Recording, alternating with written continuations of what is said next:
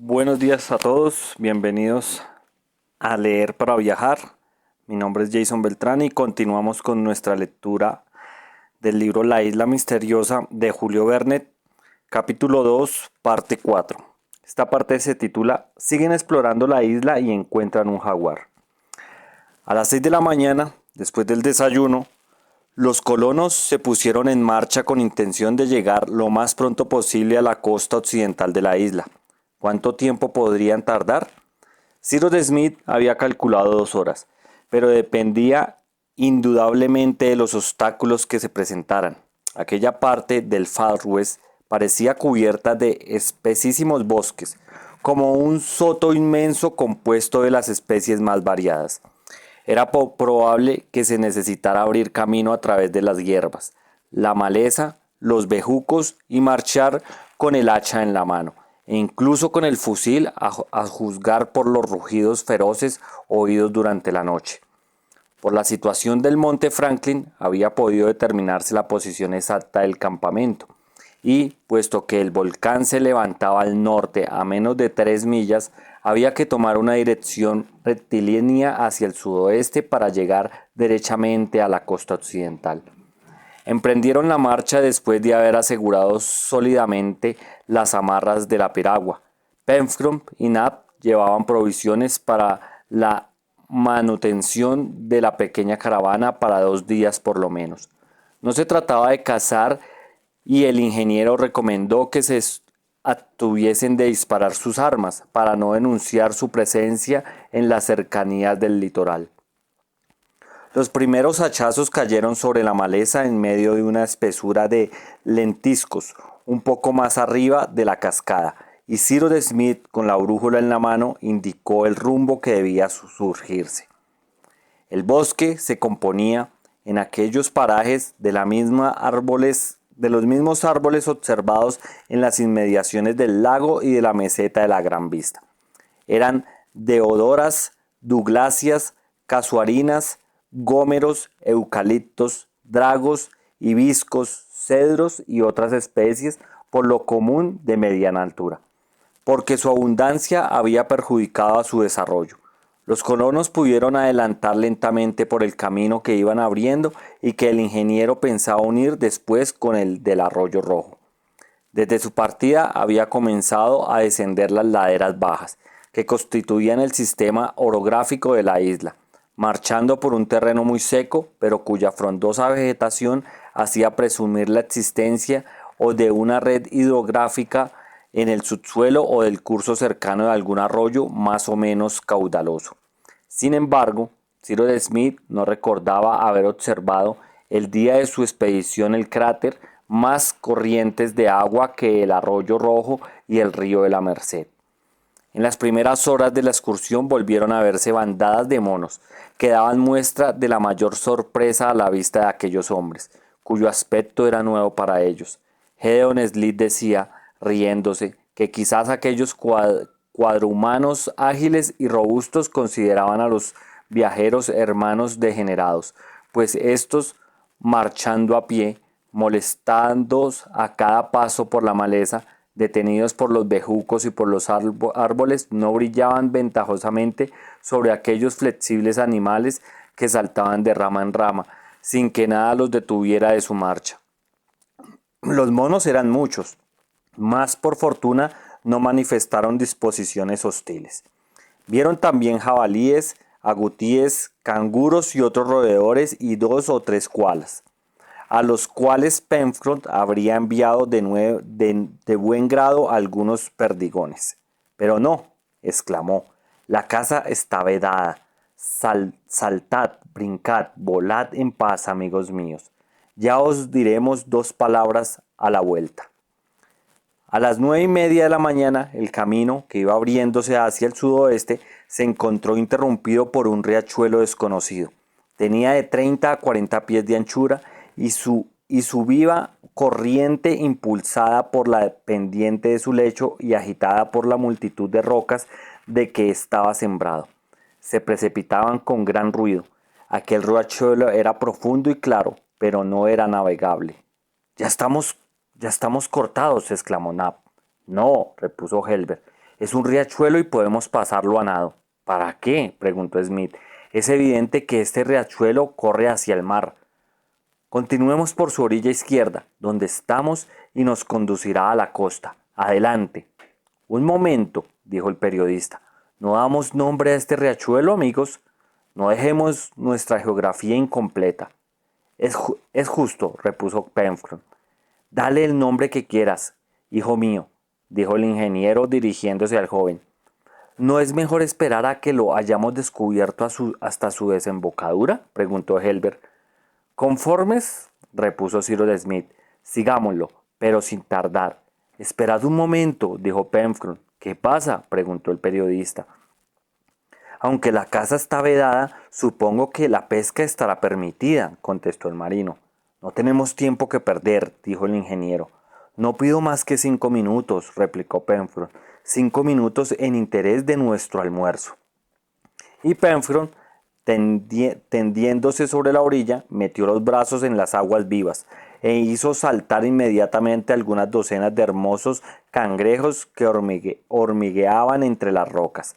Esto será estupendo, exclamó Nab, acudiendo a ayudar al marino.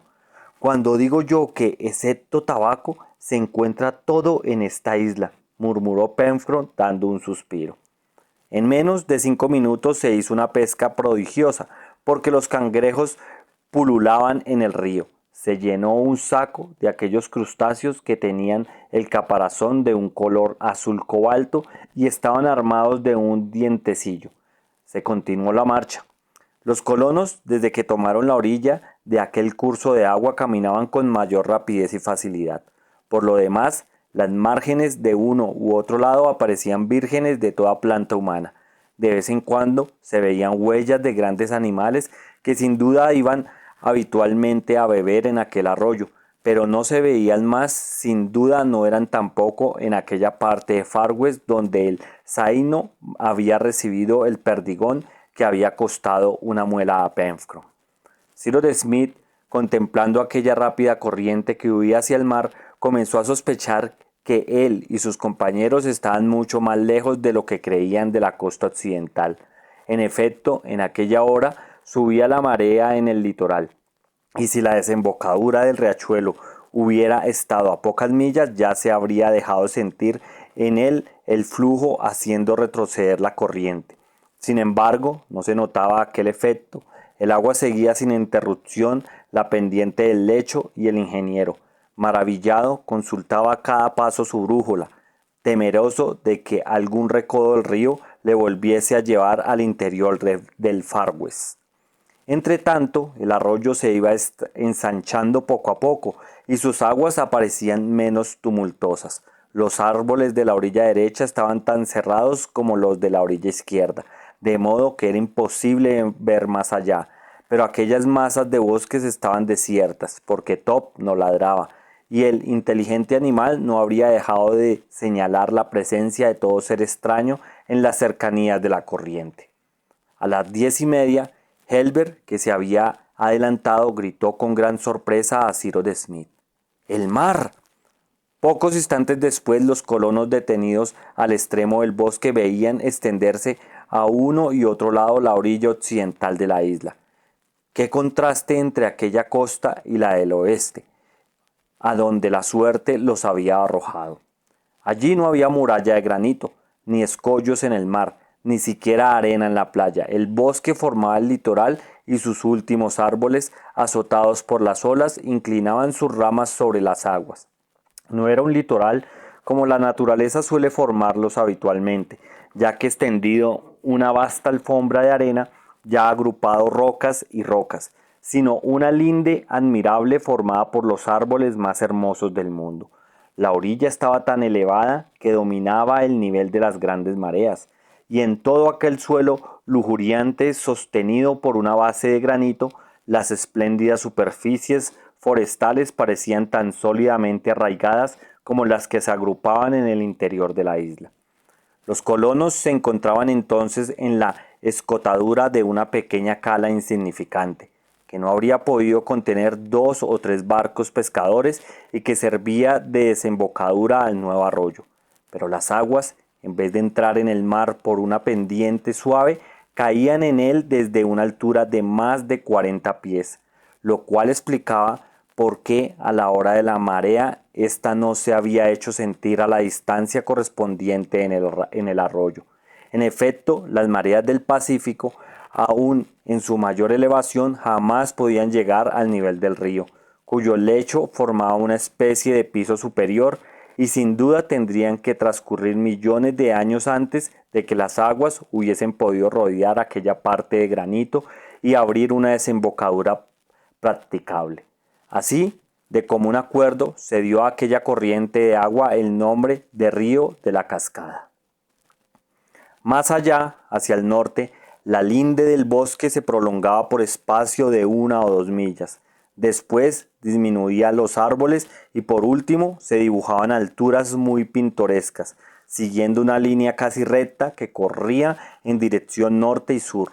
Al contrario, en toda la parte del litoral comprendida entre el río de la Cascada y el promontorio del Reptil, no había más que una gran selva de árboles magníficos, unos rectos, otros inclinados, cuyas raíces eran bañadas por las largas ondulaciones del mar.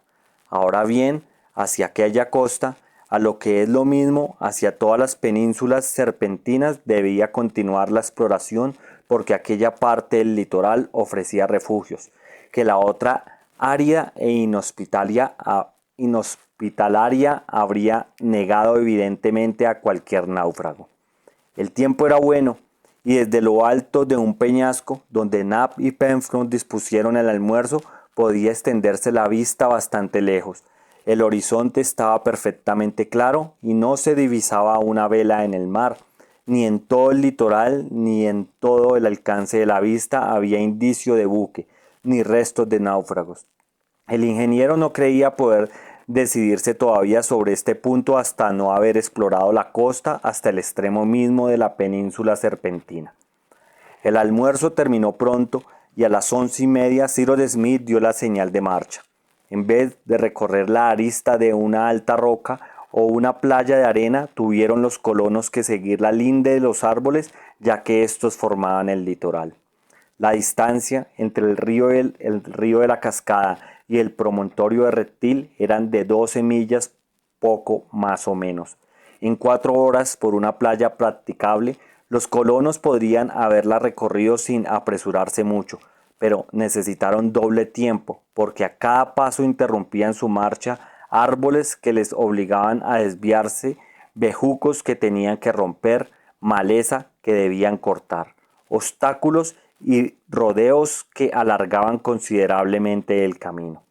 A pesar de todo, nada encontraron que revelase un naufragio reciente en aquel sitio.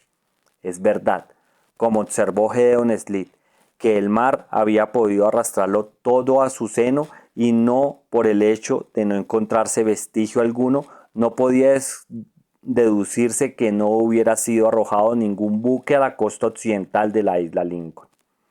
El razonamiento del periodista era justo, y por otra parte el incidente del grano de plomo probaba de manera irrecusable que 3 meses antes, al máximo, se había disparado un tiro de fusil en la isla. Eran las 5 de la tarde, y los colonos estaban todavía a 2 millas del extremo de la península serpentina. Indudablemente, después de llegar al promontorio de Reptil, Cyrus Smith y sus compañeros no tendrían tiempo de volver antes de anochecer al campamento establecido junto a las fuentes del río de la Merced. De aquí la necesidad de pasar la noche en el promontorio mismo, pero no faltaban provisiones, circunstancia afortunada, pues no habían visto los colonos casa alguna en la linde por donde caminaban, que al fin y al cabo no era más que una costa. Pululaban por el contrario en ella las aves, jacamaras, curucus, tragapones, tetraos, loros, cacatúas, faisanes, palomas y 100 otras especies.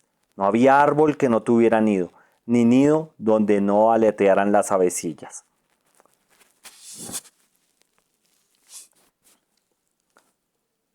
Hacia las 7 de la tarde, los colonos, abrumados de cansancio, llegaron al promontorio de Reptil. especie de voluta extraña destacada sobre el mar. Allí concluía el bosque que formaba la ribera de la península, y el litoral en toda la parte sur recobraba su aspecto acostumbrado de costa, con sus rocas, sus arrecifes y sus playas arenosas. ¿Era posible que un buque desamparado hubiera venido a chocar en aquel sitio? Pero iba entre tanto la noche y era preciso dejar la exploración para el día siguiente.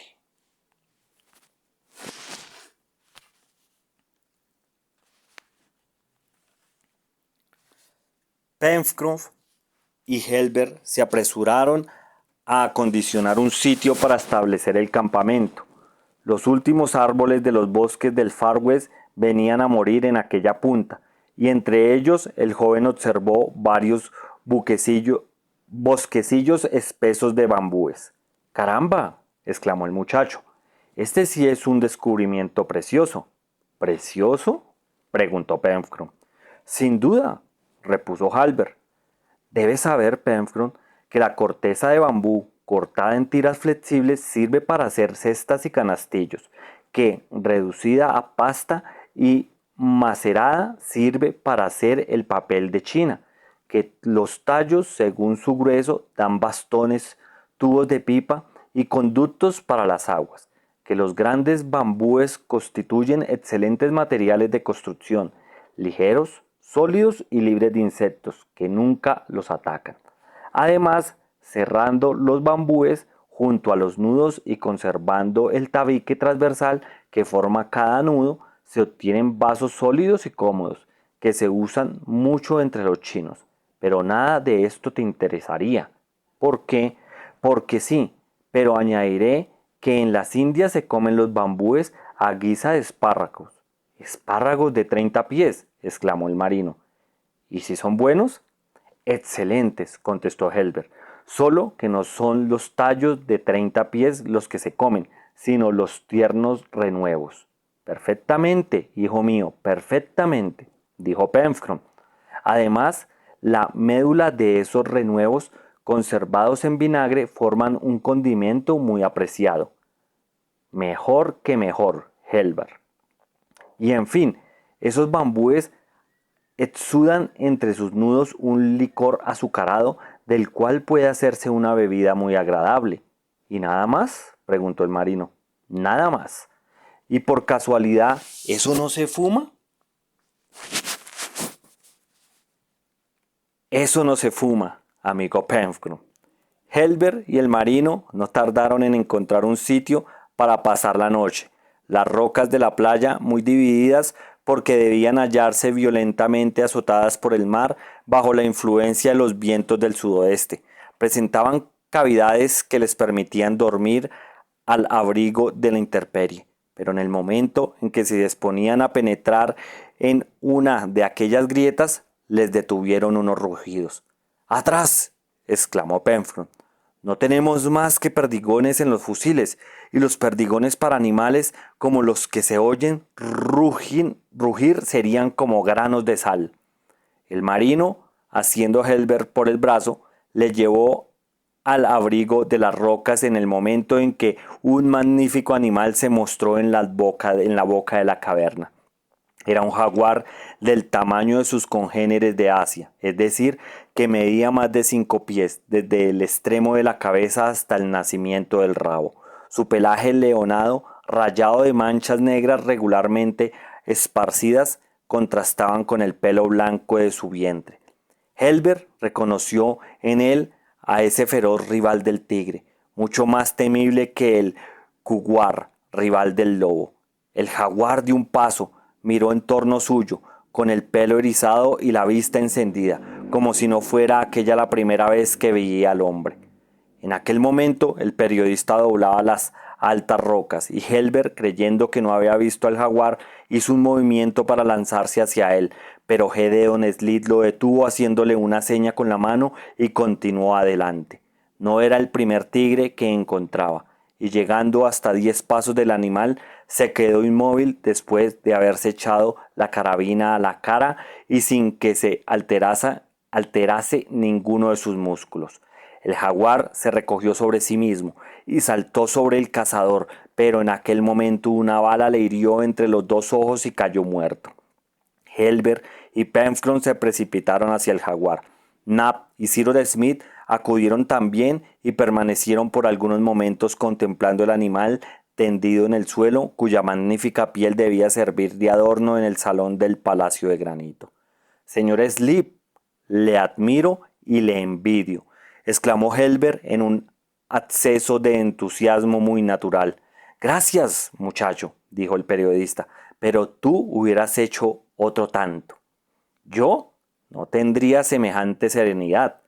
Figúrate que un jaguar es una liebre y le tiras lo más tranquilamente que se puede tirar. Claro, respondió Penfron, todo consiste en figurarse eso. Y ahora, dijo Gédeo Sleep, puesto que el jaguar ha abandonado su cueva, no veo inconveniente, amigos, en que la ocupemos por esta noche. Pero pueden venir otros, dijo Penfron.